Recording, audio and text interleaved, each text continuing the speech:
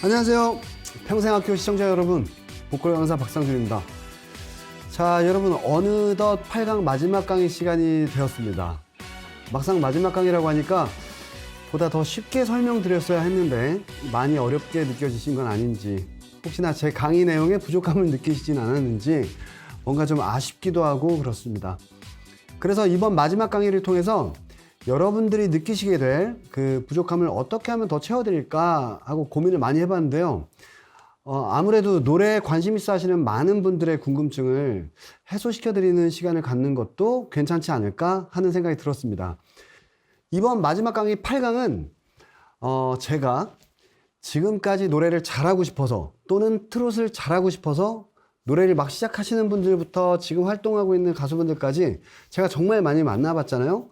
그분들 중에서도 시니어 분들이 저에게 자주 했던 질문들이 있는데 그중 베스트 질문을 뽑아서 그 질문에 답을 드리는 시간을 가져보도록 하겠습니다.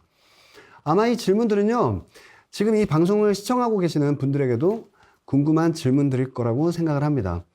자, 그럼 그 궁금증을 해소하러 가보실까요? 저에게 가장 많이 물어보시는 질문 중에 1위 질문입니다.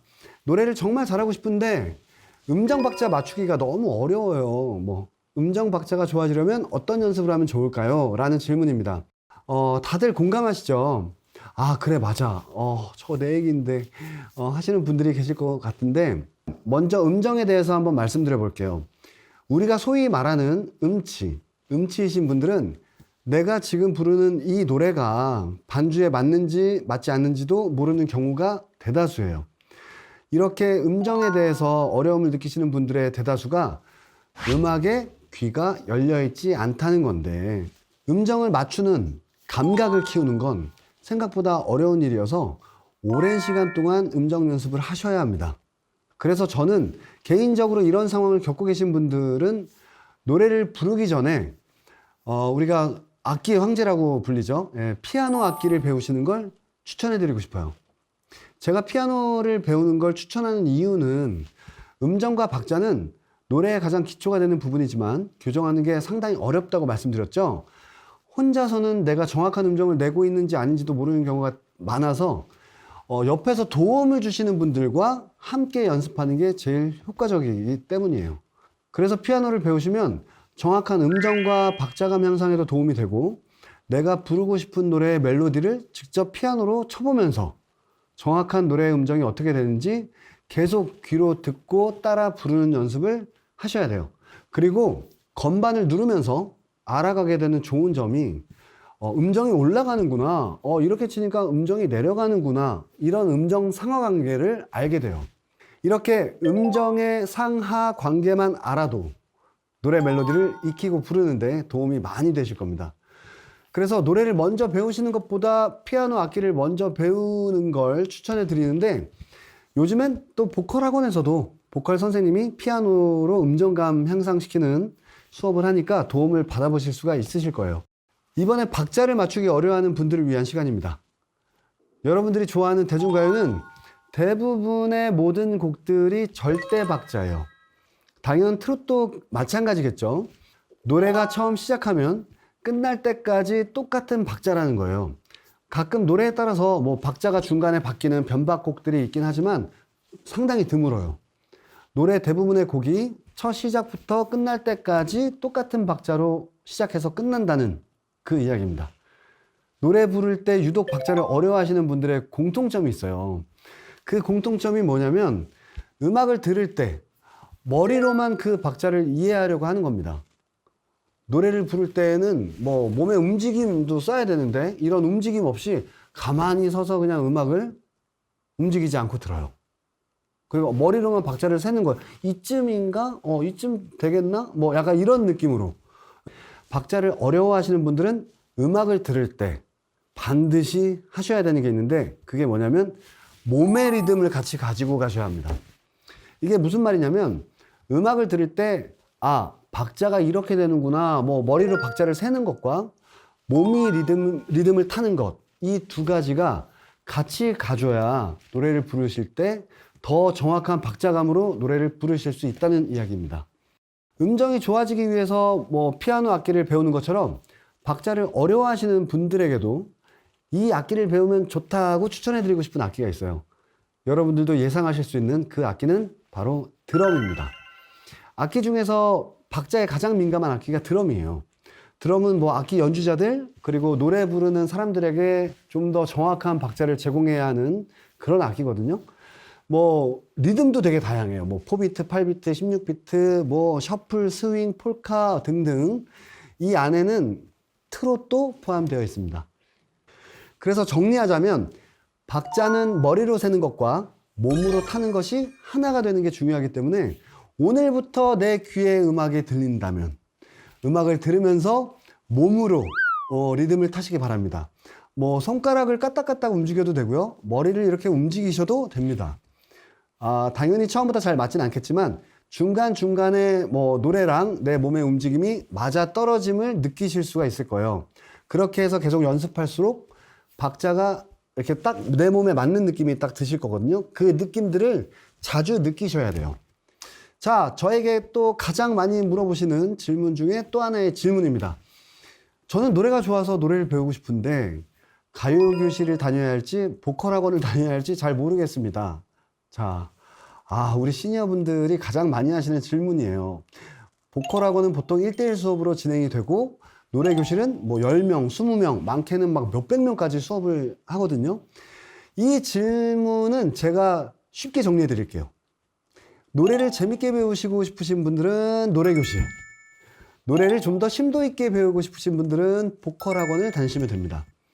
일단 노래를 취미로 배우시는 분들에게는 어떤 형태로 배우셔도 분명 다 재밌는 일이 되실 거예요. 그렇죠? 여러분들이 알고 계시는 노래교실은 레크레이션 형태를 띠고 있죠. 네, 그래서 노래 강사분들의 재치 있는 입담, 노래 설명도 엄청 재밌게 하셔서 그 수업에 참여해서 노래를 배우면 시간 가는 줄도 모를 정도로 아주 재밌게 노래를 배우실 수 있어요. 그리고 또 하나의 장점은 친구들이 생긴다는 거죠. 같은 취미를 가진 친구들이 생긴다면 노래를 배우는 일이 좀 더 즐거운 일이 되겠죠.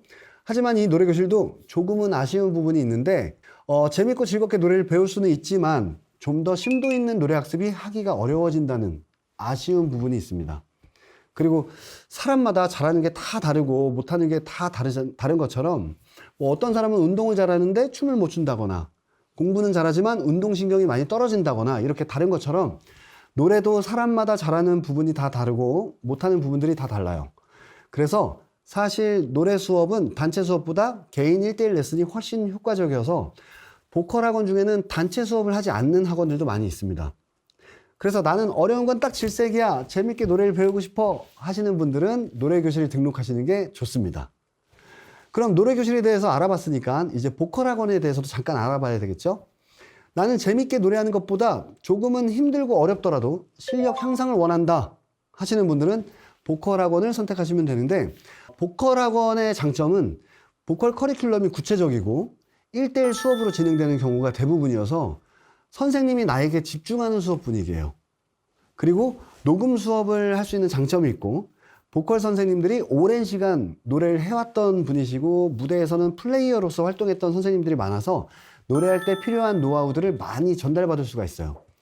하지만 보컬 학원의 아쉬움은 선생님에 따라 좀 틀리겠지만 비율로 따져본다면 기대하시는 것만큼 재밌는 선생님을 만나시기가 좀 어려울 수도 있습니다.